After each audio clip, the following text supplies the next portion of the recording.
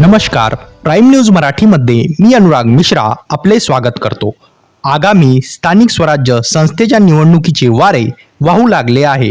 अशातच नगर परिषदेच्या निवडणुकीचे नगराध्यक्ष आणि नगरसेवक या पदांचे आरक्षण सोडत झाल्यानंतर अनेकांनी नगरसेवक होण्याचे बाशिंग डोक्याला बांधले आहे। परंतु दिग्रस शहरातील वार्ड क्रमांक 6 मध्ये राहणारे मकसूद अहमद सर यांच्या घरी थेट वार्डातील नागरिकांनी येऊन सर तुम्ही उमेदवारी अर्ज दाखल करावा असा तगादा लावला आहे। एकंदरीत समाजात वावरत असताना आपण केलेल्या सामाजिक कार्याची दखल पक्षाने आणि समाजाने घ्यावी, त्याच्या मोबदल्यात आपल्याला नगरसेवक किंवा नगराध्यक्ष पदाकरिता उमेदवारी म्हणून पसंती देण्यात यावी अशी अनेकांची इच्छा असते आणि त्याकरिता ते प्रयत्न देखील करतात। परंतु मकसूद अहमद सर यांनी समाजामध्ये मदत आणि सामाजिक कार्य करत असताना कोणताही उद्देश मनात न बाळगता सरळ हाताने समाजसेवा आणि मदत केली। त्याचेच हे फळ म्हणावे लागेल की प्रभागातील नागरिक घरापर्यंत येऊन थेट उमेदवारी अर्ज दाखल करण्यासाठी तकादा आणि विनवणी करतात।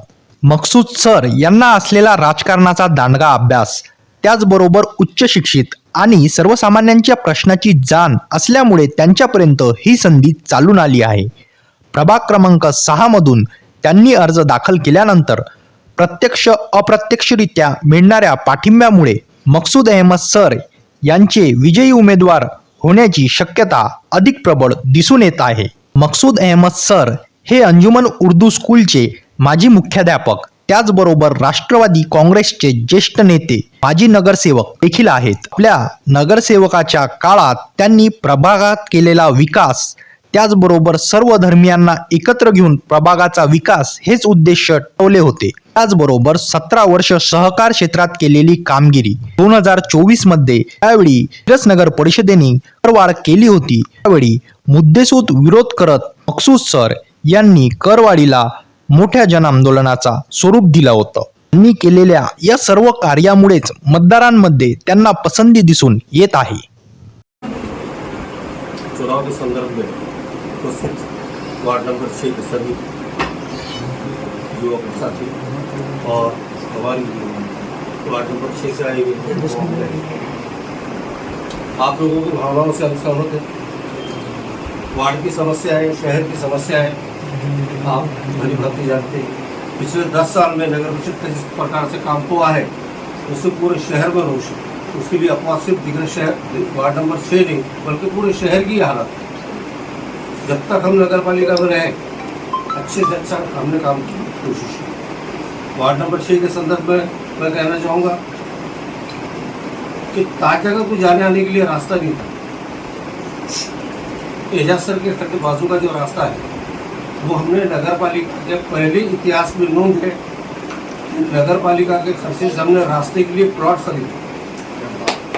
इसके पहले कभी लेआउट में से रास्ते छोड़े जाते, लेकिन उस लेआउट में वो लेआउट को रास्ता नहीं था, तो नगर पालिका से हमने वहाँ पे हमारी कोशिश है रास्ता तक लेकर दी, वहाँ के रास्ते बना कर दिए।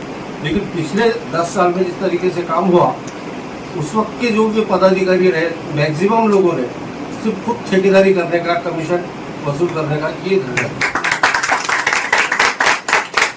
दूसरी सबसे बड़ी बात ये है कि शहर में जो छोटे मोटे हमारे दुकानदार हैं, नगर पालिका के प्लॉट धारक हैं, उन लोगों के किराए इतने बढ़ा दिए, अगर किराया नहीं दिए तो उनको 2-2 कोटी रुपए की खंडी वसूल की डिमांड की गई। शहर का सर्वे आज नगर पालिका की परिसीमा में रहने वाले हम मकान मालक, मुझे नहीं लगता कि हम मकान के मालक हैं। पूरी नगर पालिका हाउसिंग सोसाइटी और हम उसके भाड़े करोगे, इतने टैक्स हम पर बने। ये तमाम बातें का हल अगर करना है तो सही नुमाइंदों को अपने बीच उनकर देना होगा। और वार्ड नंबर 6 की नहीं बल्कि पूरे शहर की ये जिम्मेदारी के अच्छे उम्मीदवार जो कमीशन खोर न हो, जो ठेके लेने के लिए वहाँ ना आए, जो नगर पालिका किसी भी प्रकार का सप्लाई करके फायदा उठाने की कोशिश करें। नगर पालिका के हद में रहने वाले लोगों की जो सुविधाएं हैं, रास्ते हैं, बिजली का पानी है, प्राइमरी एजुकेशन है, और जो भी नगर पालिका से संबंधित है, छोटे दुकानदारों के मसले हैं, किराए के मसले हैं, टैक्सेशन के मसले हैं, पानी पुरोठे के मसले हैं, साफ सफाई के मसले हैं, इन तमाम मसाइल को हल करने के लिए जो लोग सही तरीके से काम कर सकते हैं ऐसे लोगों को आप मदद करें।